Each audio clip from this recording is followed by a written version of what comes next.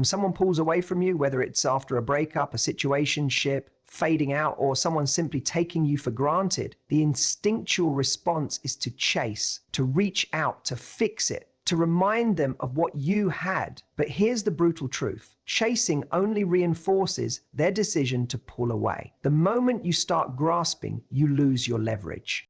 This is where no contact becomes your greatest tool. Because no contact isn't about punishing the other person. It's not about playing games. It's about flipping the power dynamic back in your favor. Think about it. Human nature is wired in a way that makes us crave what feels scarce. The more available something is, the less valuable it becomes in our minds. It's why luxury brands never go on sale. It's why people suddenly want what they can't have. And it's why someone who was once indifferent towards you suddenly starts thinking about you the moment you disappear. When you go no contact, what you're really doing is creating emotional scarcity. You're taking yourself, your energy, your attention, your presence away from someone who had the luxury of it before. And that absence forces them to reevaluate what you actually meant to them. At first, they might not notice. They might even feel a sense of relief thinking they've moved on. But then something shifts. Days go by, weeks go by, and suddenly they realize something feels off. The messages they once expected from you don't come. The comfort of knowing you're still there starts to fade. And that's when the mind does something interesting. It starts to fill in the blanks. They wonder if you've moved on. They question whether you were ever as attached as they assumed. They start to replay old memories in their head, romanticizing the best parts, conveniently forgetting why they pulled away in the first place. And here's the kicker.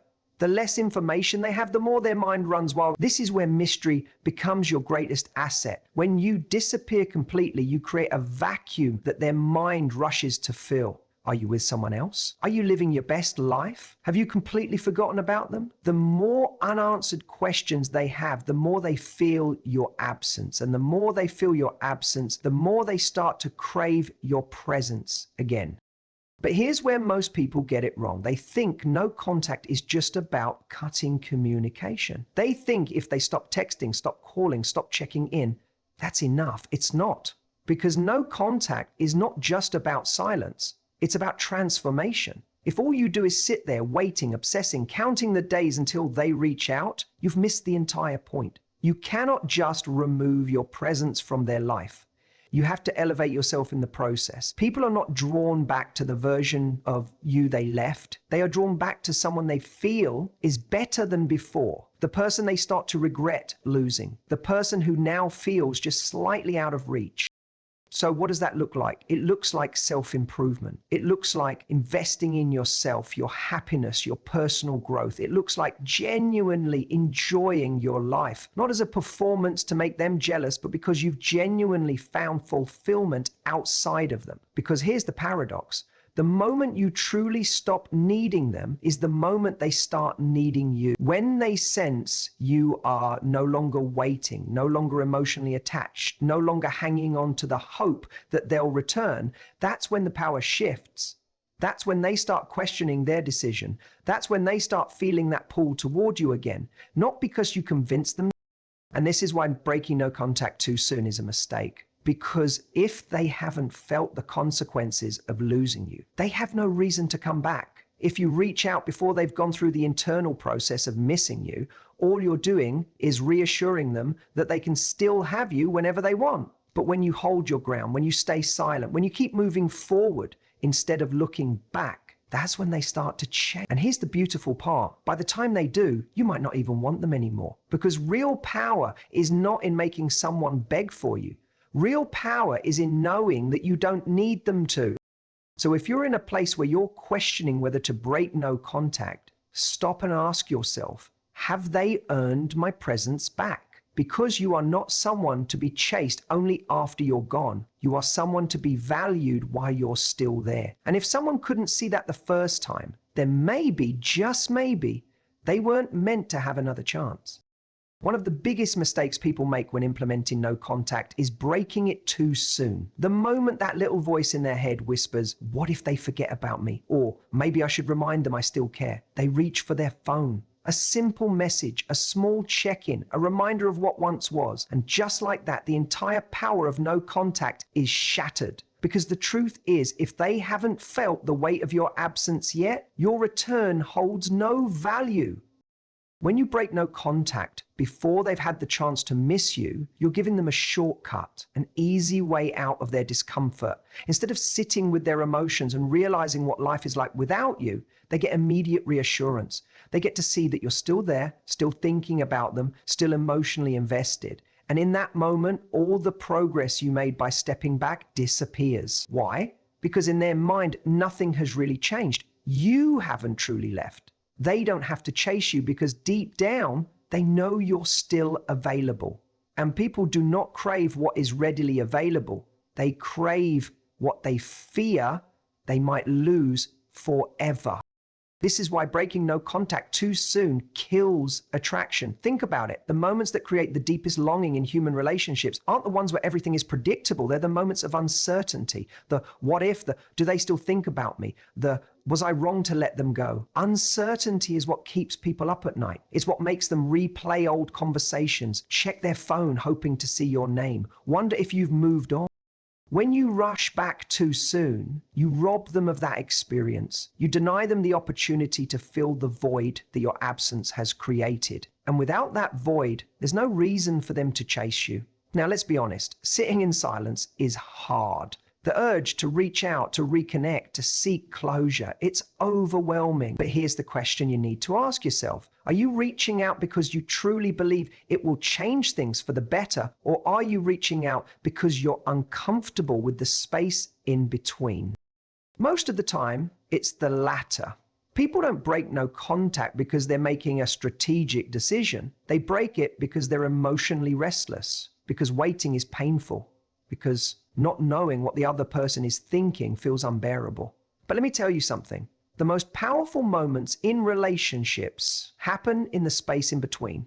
The moments where nothing is being said, but everything is being felt. The moment where someone realizes that the person they once took for granted is no longer there. That's when the shift happens. That's when doubt creeps in. That's when desire starts to rebuild itself. And the more time that passes, the stronger that effect becomes. Now, some people will argue, but what if they never reach out? What if they never realized what they lost? If that happens, then you have your answer. Because someone who can walk away from you and feel nothing, someone who can let you go without even a second thought, was never really yours to begin with. But if you reach out before they've had a chance to miss you, you'll never actually know whether they would have come back on their own. You'll never get to see what happens when they are left with nothing but their thoughts and the slow creeping realization that life was better with you in it. So if you're sitting there staring at your phone, wondering if you should reach out, I want you to stop, take a deep breath, and remind yourself of this. You are not chasing, you are not convincing, you are not proving your worth to someone who couldn't see it the first time. You are letting them come to you, because the moment they start to wonder where you went, the moment they begin to question whether they made a mistake, that's when the power shifts. That's when they begin to feel what they were never able to see when you were right in front of them. And when that moment comes, it won't be you reaching out. It won't be you trying to reignite the connection. It will be them. And this time they will know that if they want you back, they'll have to earn it. One of the biggest misconceptions about no contact is that it's just a waiting game, that if you stay silent long enough, the other person will eventually come running back. But here's the reality. No contact is not about time passing. It's about transformation. It's about who you become during the silence. Because if you're sitting around counting the days, obsessively checking their social media, living in a state of anticipation, then nothing is actually changing. You may be physically distant, but energetically you're still chasing.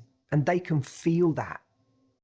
People are incredibly intuitive. Even if you're not speaking, even if you're not reaching out, they can sense when they still have a hold over you. And that knowledge gives them no urgency to return. But when you truly shift, when you take no contact as an opportunity to evolve into someone they no longer recognize, that is when the dynamic changes. Because now there is uncertainty. They start to wonder, why aren't they affected? How are they moving on so easily? Did I matter as much as I thought I did? And that is the moment when no contact stops being about silence and starts being about power.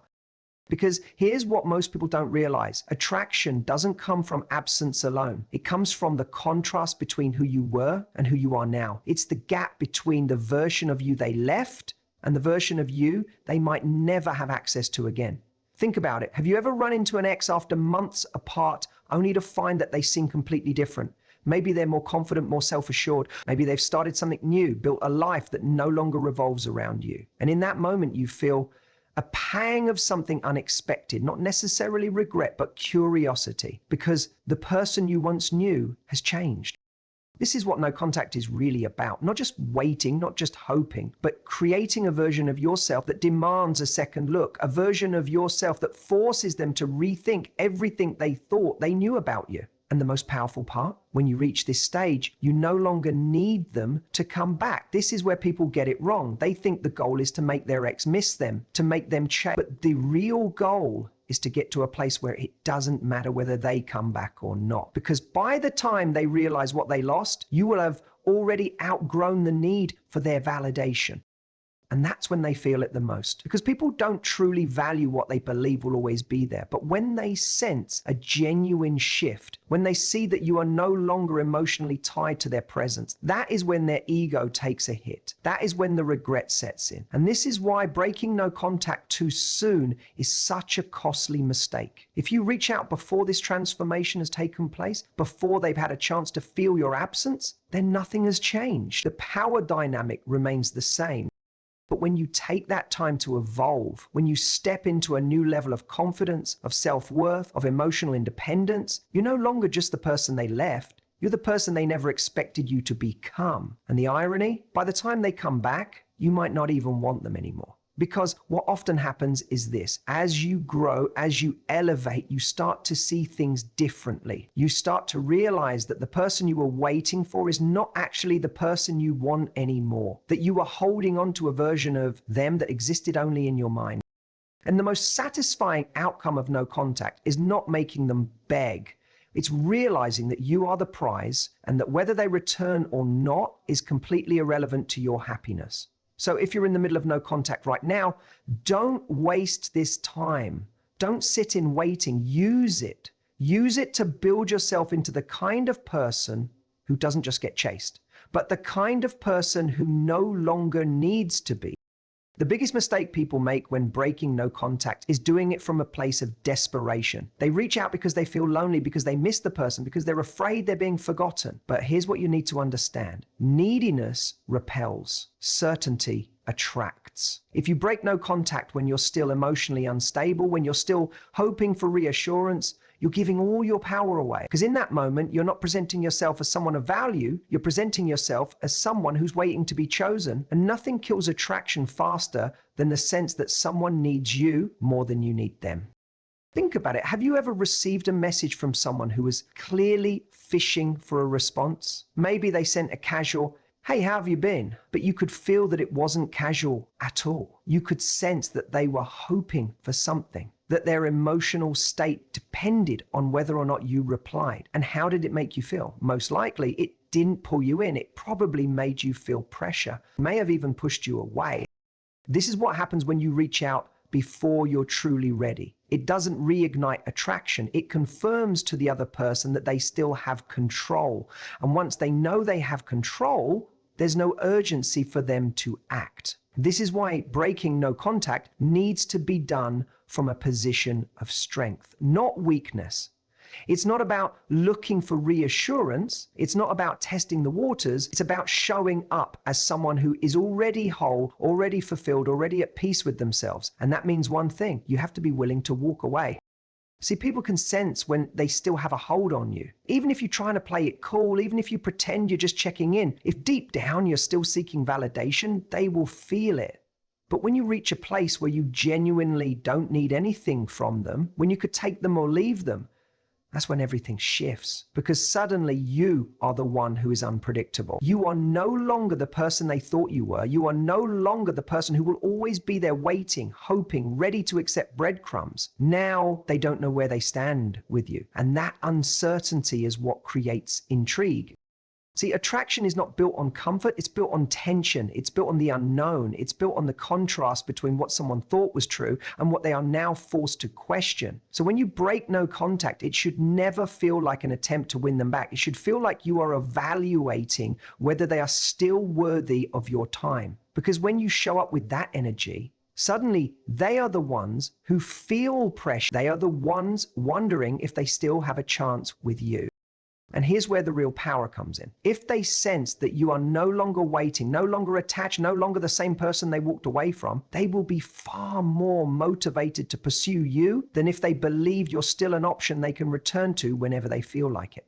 This is why patience is so important. Most people break no contact far too early because they're afraid of losing their chance. They tell themselves, what if they move on? What if they forget about me? But here's the truth. If someone can truly forget about you, then they were never yours to begin with. And if they move on that easily, then you never had as much value in their eyes as you thought. Your job is not to remind them that you exist. Your job is to make yourself impossible to forget. And you don't do that by reaching out prematurely. You don't do that by chasing. You don't do that by proving yourself. You do it by becoming someone so magnetic, so self-assured, so undeniably valuable that the thought of losing you creates its own urgency. Because people don't chase what they already feel secure in having. They chase what they feel they might lose. So before you break no contact, ask yourself, am I truly in a place where I can take it or leave it? Am I reaching out because I want to or because I need to? Because the answer to that question will determine everything that happens next. When you no longer need their response, when you no longer fear their rejection, that's when you're ready. Because at that point, no matter what happens, you've already. When people think about breaking no contact, they usually focus on what they should say. They obsess over the perfect text, the right words, the exact phrasing that will make the other person suddenly miss them, suddenly realize what they lost, suddenly want to come running back. But here's what most people get wrong. It's not about what you say, it's about who you are when you say it. Because words are just noise if they're not backed by the right energy. If you reach out with the energy of insecurity, of longing, of hoping they'll give you a response that makes you feel validated, they will feel it. Even if your message is perfectly worded, they will sense the underlying neediness. And neediness doesn't create attraction, it diminishes it. On the other hand, if you reach out from a place of true confidence, if your energy communicates, I am not here to convince you of anything, I am simply here because I choose to be, then everything changes. Because now you are not the person trying to win them back. You are the person evaluating whether they still deserve a place in your life. And that shift in dynamic is everything. See, when someone pulls away from you, when they stop reaching out, when they act distant, it's easy to assume they hold all the power. It's easy to believe that they are the ones making the decisions, that you are the one waiting to be chosen. But that's an illusion, because the truth is, you are always the one choosing. You are choosing whether or not to engage. You are choosing whether or not to give them your energy. You are choosing whether or not to let them back in. And when you internalize that, when you truly believe that you are the one in control of what happens next, it changes the way you carry yourself. It changes the way you communicate. It changes the entire interaction. Because now, instead of trying to get a reaction from them, you are focused on one thing. How do I feel about them? And that is a question most people never ask themselves. Most people are so fixated on whether or not their ex still cares, whether or not they miss them, whether or not they will come back, that they never stop to consider, do I even want this person anymore? Do they still add value to my life?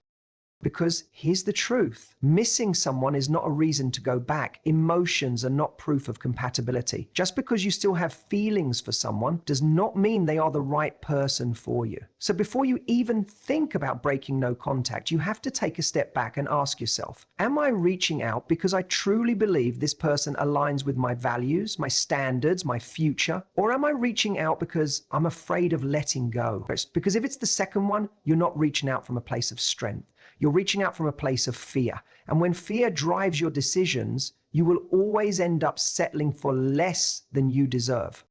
This is why the time you spend in no contact is so crucial. It's not just about creating space for them to miss you. It's about creating space for you to reassess whether you even want them back. And this is the paradox. The moment you reach a place where you no longer need them, where you no longer crave their validation, where you genuinely know your life will be just as good, if not better, without them, that is the moment when you hold all the power. Because now you are no longer the one chasing, you are the one being chased. And the person who is being chased is always the one in control. So when you break no contact, do it from a place of certainty. Not certainty that they will respond, not certainty that they will come back, but certainty in yourself, certainty in the fact that you are not reaching out because you need anything from them, but because you have made the decision that it is the right moment. Because when you show up with that energy, they will feel it. They will sense that you are different, that you are no longer the same person they walked away from, that you are no longer waiting for them to give you permission to move forward. And suddenly the dynamic shifts. Suddenly they are the ones wondering where they stand with you. Suddenly they are the ones feeling the uncertainty. This is what makes people chase. Not words, not carefully crafted messages, not trying to trigger nostalgia or jealousy. It's the energy of someone who is so deeply rooted in their own value, in their own worth, that they are no longer seeking approval from anyone else. And that energy, it's irresistible.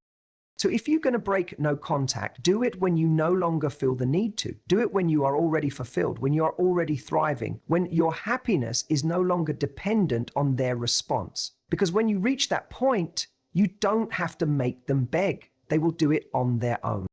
The final and perhaps most important part of breaking no contact is understanding that the true power isn't in the moment you reach out, it's in the mindset you carry forward after you do. Because here's what most people don't realize. Breaking no contact isn't about sending a message. It's not about reconnecting. It's not about trying to engineer the perfect scenario where they come running back, confessing how much they miss you. It's about closure on your terms. See, most people think of closure as something they need from someone else. They think they need a final conversation, an explanation, some kind of emotional resolution to help them move on. But real closure never comes from another person. It comes from you. It comes from deciding that you are enough regardless of whether they ever give you the answers you want. It comes from realizing that your happiness was never supposed to be dependent on their validation in the first place. And this is where most people get stuck. They go into breaking no contact, still holding on to this subconscious hope that the other person will finally see their worth, that somehow if they say the right thing or show up in the right way, they will get the reaction they've been craving. But the irony is, the moment you still need that reaction is the moment you lose.